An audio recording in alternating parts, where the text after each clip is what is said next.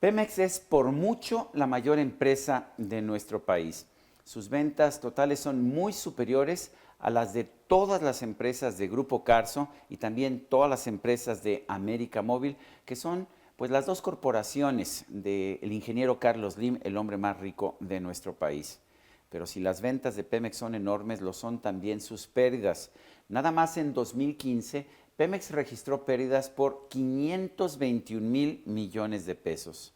Para que usted tenga una idea de lo que significa ese monto, déjeme decirle nada más que todo el gasto del gobierno a través de la Secretaría de Educación Pública asciende a apenas 302,000 millones de pesos.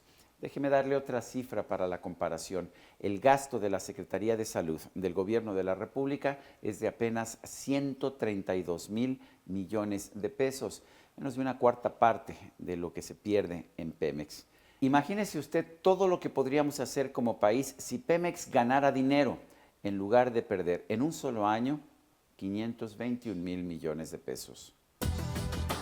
Una de las razones por las que Pemex está perdiendo dinero en este momento es por los bajos precios del petróleo, por supuesto. Entre 2011 y 2013, el precio promedio del petróleo crudo en el mundo, incluyendo la mezcla mexicana de exportación, estuvo por arriba de los $100 por barril. En 2014 y 2015 el precio promedio declinó de manera persistente. En este 2016 ha estado por debajo de los $30 por barril. La obsolescencia de una serie de instalaciones y de inversiones que pues ya son literalmente cafeteras viejas, ¿no? Por ejemplo, en el caso de refinación, las refinerías de petróleos mexicanos, las últimas se hicieron a finales de los 70s y luego de eso han venido arreglándose, haciéndose mejoras de algunas. Y en tercer lugar, cuando se habla de pérdidas, creo que siempre es muy importante precisar ¿cuál es la definición de esas pérdidas? Porque generalmente se usa una definición de pérdidas después del pago de impuestos y derechos. Y históricamente, Petróleos Mexicanos ha venido pagando impuestos y derechos muy superiores a lo que son sus resultados de operación, o lo que en una empresa, digamos, privada, en el mercado de valores se denominaría el EBITDA de la empresa. Entonces, cuando se llega a un EBITDA positivo muy importante, pero luego tiene que pagar impuestos mucho mayores que el EBITDA, el resultado es un resultado negativo, una pérdida. La pregunta es, ¿no habrán sido los impuestos que se aplicaron excesivos en relación con el EBITDA correspondiente? Sin embargo, los bajos precios no son la única razón por la cual Pemex ha perdido dinero. Aún en los tiempos de altos precios, la firma perdía dinero por lo menos en su contabilidad final. El enorme tamaño e ineficiencia de la empresa han sido factores en esta situación financiera. La empresa llegó a tener una plantilla de más de 150,000 trabajadores. Statoil, la petrolera estatal noruega, que tiene también una facturación similar a la de Pemex, cuenta en cambio con solo 23,000 trabajadores. Pero refinación opera, uno, con unas plantas muy antiguas que no se han modernizado. Y segundo, con exceso de personal. Y tercero, con prácticas operativas en algunas de las refinerías francamente arcaicas. Entonces, no todas pierden.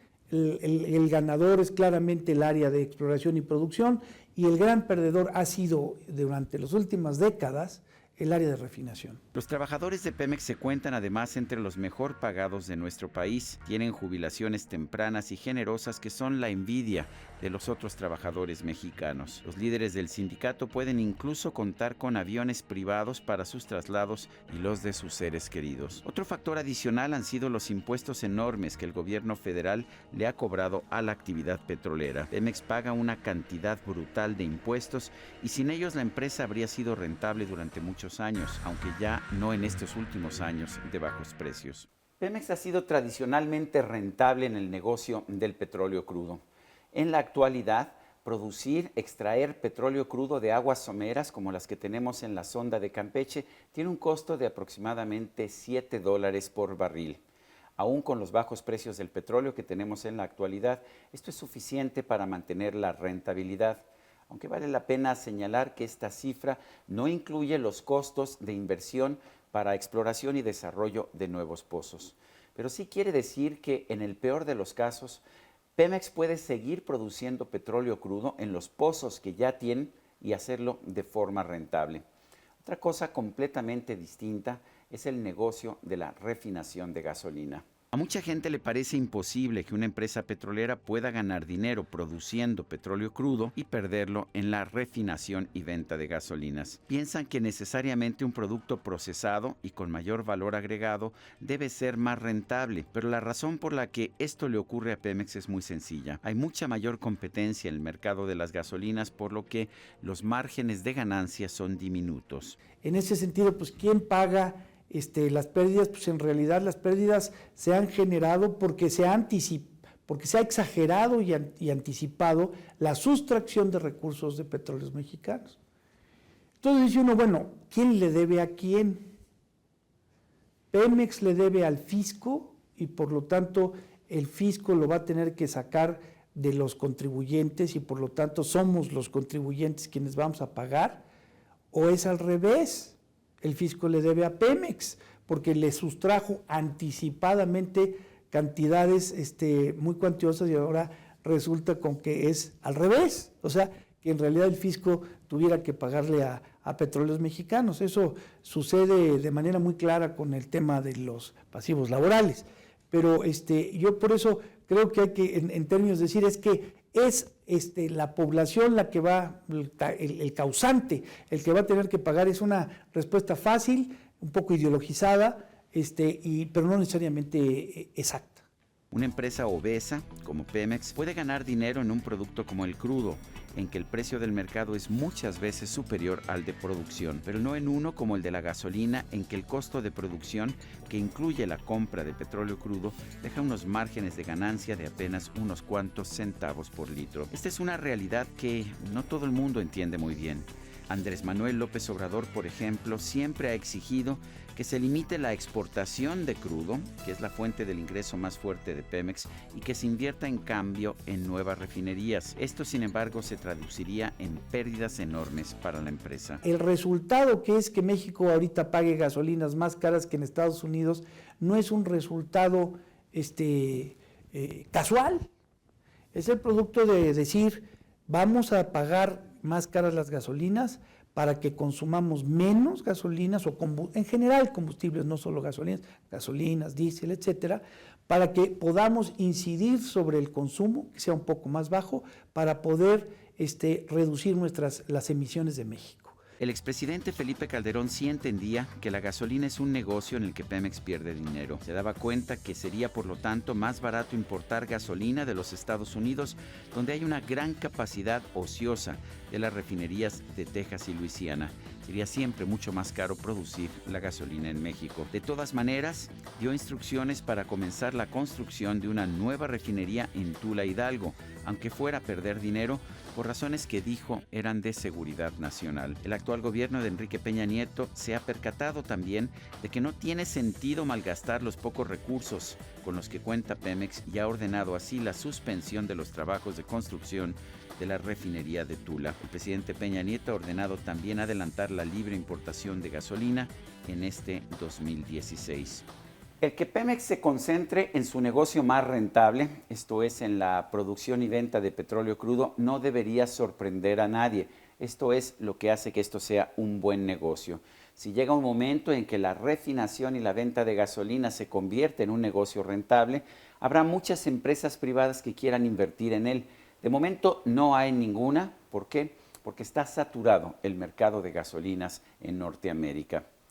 No deja de ser paradójico, sin embargo, que nosotros los consumidores mexicanos, a pesar de la reforma energética y a pesar de la apertura a la libre importación de gasolinas, estemos teniendo que pagar 13 pesos por litro de gasolina.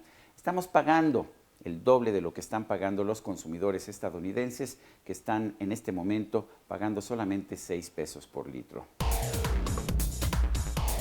La razón del mayor precio de la gasolina en México es el hecho de que en nuestro país Hacienda cobra un impuesto muy alto a este combustible. Una pésima reforma fiscal en 2014 no ayudó a resolver el problema de la dependencia del gobierno de los ingresos de Pemex, por lo que Hacienda ha tratado de compensar la caída de los precios cobrando un enorme impuesto a la gasolina que utilizamos los mexicanos. ¿Quién debe esos pasivos laborales? Pues los debe la Hacienda Pública. Esa es mi opinión, que yo sé que es muy diferente y discrepante con la opinión que tienen otras partes. Entonces, un poco la propia empresa podría decir, oye, devuélveme los recursos que te llevaste, que yo debí de haber destinado a fondear las reservas, bajo ninguna condición. Aparte de eso, hay que ya evaluar las características del sistema de pensiones, que es un sistema de pensiones demasiado generoso, que ya no cabe en el mundo de hoy. No cabe en el mundo de hoy porque la esperanza de vida aumentó significativamente y es muy difícil, digamos, que los trabajadores se jubilen a los 55 años, y por otro lado, pues ya no caben que sean al 100% del salario correspondiente. Esta situación no solamente es injusta, ya que le carga la mano a los mexicanos que somos mucho más pobres que los estadounidenses, los cuales sí se benefician de precios más bajos, sino que además pone en desventaja a la industria mexicana. Si los combustibles que se utilizan para el transporte son mucho más caros en México que en nuestro principal socio comercial, no hay duda de que estamos perdiendo un factor de competitividad que nos permitiría ser más eficientes y por lo tanto generar más empleos y prosperidad en México. Pemex no solo perdió 521 mil millones de pesos en 2015, sino que además carga con un enorme pasivo por las pensiones de sus trabajadores. A estos trabajadores se les han dado jubilaciones muy superiores que las del resto de los mexicanos y se otorgan además a muy temprana edad. Pero además nunca se crearon las reservas para cubrir estas jubilaciones, por lo que el pago sale del flujo de efectivo de la empresa. Requiere dinero, porque digamos, lo que no puede pedirse es que Petróleos Mexicanos sea más eficiente con la misma cantidad de dinero o con menos cantidad de dinero cuando tiene rezagos acumulados en materia de inversiones, por ejemplo en el caso de las refinerías o en la renovación de equipos, incluso en todo lo que son las inversiones en tecnologías de información, los sistemas propiamente dichos. Entonces, como en toda empresa la noticia es que la buena noticia es que claramente se puede aumentar la eficiencia de Petróleos Mexicanos en muy diversas, en múltiples actividades. La mala noticia es que para hacerlo, además de esfuerzos de organización, se requieren recursos. Se requiere dinero para modernizar el Sistema Nacional de Refinación, se requiere dinero para comprar nuevos equipos o arrendar equipos de perforación de última generación, se requiere dinero para poder hacer coinversiones con otras empresas, que afortunadamente ya lo puede hacer gracias a la reforma energética. Entonces, señores, hay mucho que hacer, se requiere flexibilidad, una normatividad diferente y recursos. Como esto ya está amenazando con quebrar a Pemex, ahora resulta que los contribuyentes mexicanos no solamente tenemos que pagar precios superiores por la gasolina que consumimos, sino además aportar una estratosférica cantidad de dinero para rescatar el sistema de pensiones de Pemex. Otros países del mundo también han tenido problemas por la caída en los precios del petróleo.